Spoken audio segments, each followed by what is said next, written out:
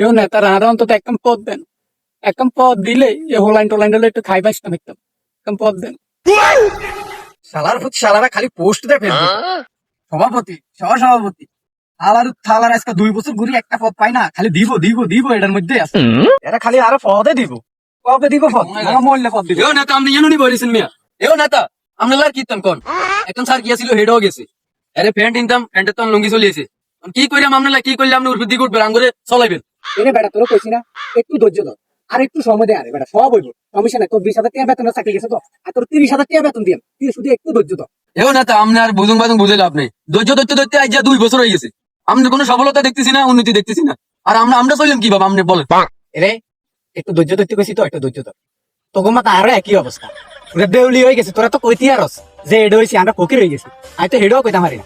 On ছাড়া কথা কইছি না তার লগে, না তো হয়তো এই 2-1 আরো সহসভাপতির পদ দিয়ে দিব, দিয়ে দিলে তোরও লাল হয়ে যাবি, আইও লাল হয়ে যাম। কোনো টেনশন করবি না, কোনো টেনশন নাই তোকে।